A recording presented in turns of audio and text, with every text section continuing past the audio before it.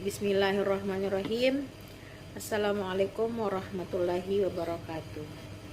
Alhamdulillah, puji syukur kita panjatkan kehadirat Allah Subhanahu wa Ta'ala, dan salawat kepada baginda Nabiullah Muhammad Sallallahu Alaihi Wasallam. Perkenalkan, saya Husnul Khotimah, mahasiswa pasca sarjana Institut Agama Islam Negeri Parepare. Baiklah, saya akan memaparkan hasil dari resum mata kuliah Desain dan Produksi Media pelajaran PAI. Sebelum saya langsung ke materi, sebelumnya saya akan menjelaskan apa pengertian dari belajar itu. Belajar merupakan suatu proses atau upaya yang dilakukan setiap orang atau individu untuk mendapatkan perubahan yang relatif permanen dalam bentuk perilaku atau potensi perilaku sebagai hasil dari pengalaman atau latihan yang diperkuat. Oleh karena itu, belajar dapat terjadi kapan saja, di mana saja, atau bahkan kapan saja. Salah satu pertanda bahwa seseorang itu telah belajar adalah adanya perubahan tingkah laku pada diri orang itu sendiri, yang mungkin disebabkan oleh terjadinya perubahan pada tingkat pengetahuan, tingkat keterampilan, dan sikap dari individu itu sendiri. Selanjutnya saya akan beralih ke pengertian media. Secara bahasa, media berasal dari bahasa Latin medius, secara harfiah berarti tengah, perantara, atau pengantar. Dalam bahasa Arab juga disebut sebagai wasailo, yang artinya perantara atau pengantar pesan dari pengiring pesan kepada penerima pesan. Secara istilah, Hermik dan kawan-kawan 1982 mengemukakan istilah media sebagai perantara yang mengantar informasi antara sumber ke penerima. Jadi, televisi, film, foto, radio, rekaman audio, gambar yang diproyeksikan, dan bahan-bahan cetakan, bahkan sejenisnya, adalah merupakan media komunikasi. Landasan teori penggunaan media pendidikan terbagi menjadi 3 menurut Branner 1966. Ada 3 tingkat utama modus belajar. Yang pertama itu pengalaman langsung atau enaktif. Yang kedua itu pengalaman piktorial atau gambar yang biasa dikenal dengan ikonik, dan yang ketiga itu pengalaman abstrak atau simbolik. Selanjutnya yaitu ciri-ciri media pendidikan terbagi menjadi 2. Yang pertama itu ciri fixatif atau fixative property, yaitu ciri ini menggambarkan kemampuan media merekam, menyimpan, melestarikan, dan merekonstruksi suatu peristiwa atau objek.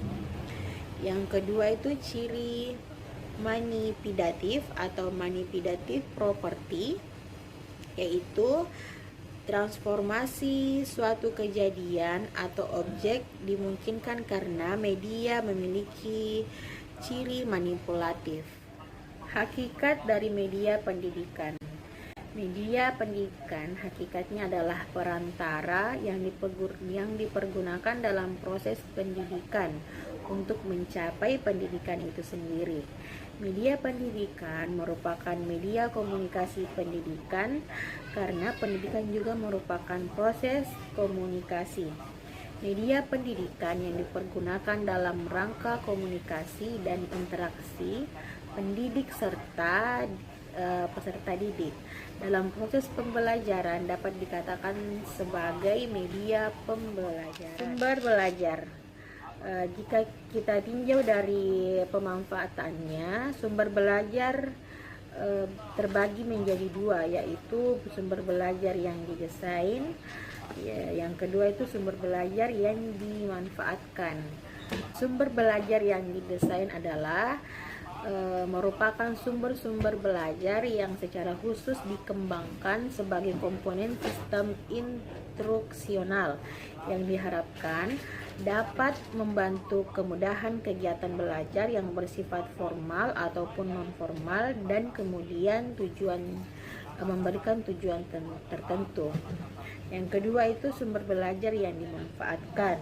Sumber belajar yang tinggal dimanfaatkan yaitu sumber-sumber yang tidak secara khusus didesain untuk keperluan pembelajaran, namun dapat ditemukan, diterapkan, dan digunakan untuk keperluan belajar. Itu peranan media dan sumber belajar.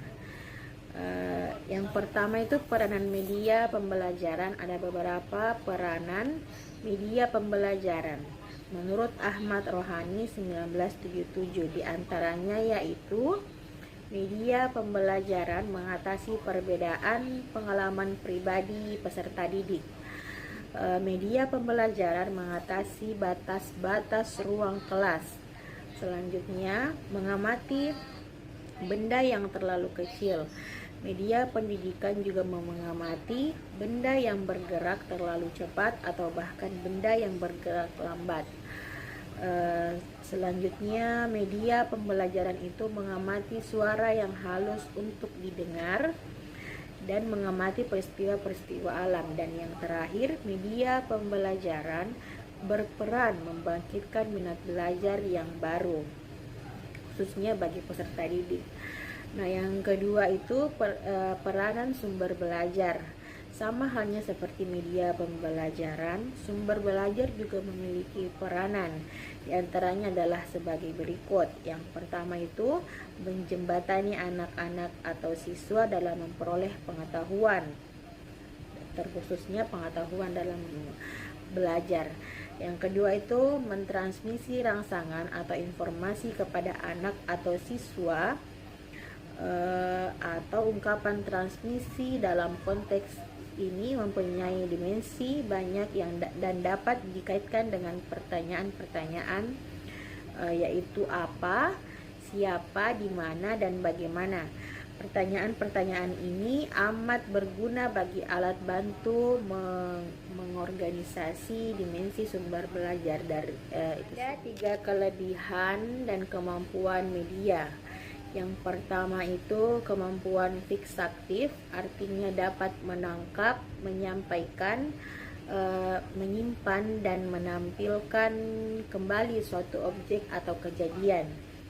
Yang kedua itu kemampuan manipulatif, artinya media dapat menampilkan kembali objek atau kejadian dengan berbagai macam perubahan atau manipulasi sesuai keperluan.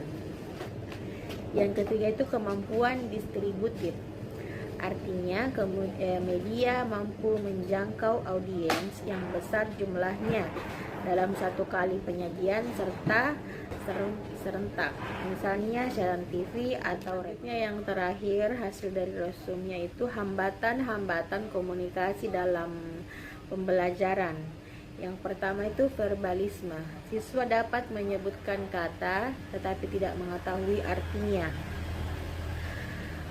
Yang kedua itu salah tafsir. Istilah atau kata yang sama diartikan berbeda oleh siswa itu sendiri. Yang ketiga itu perhatian tidak berpusat. Hal ini dapat terjadi karena antara lain gangguan fisik dari siswa itu sendiri. Ada hal yang lain lebih menarik yang mempengaruhi perhatian dari siswa. Siswa yang melamun, atau bahkan cara gurunya atau cara pendidik yang membosankan atau tidak update dalam bervariasi dalam proses belajar mengajar. Dan yang ketiga itu tidak terjadinya pemahaman, kurangnya memiliki kebermaknaan logis atau psikologis, baik dari penyampaian gurunya atau bahkan dari cara tangkap siswanya. Sekian dari hasil resum dari saya. Saya ucapkan terima kasih. Assalamualaikum warahmatullahi wabarakatuh.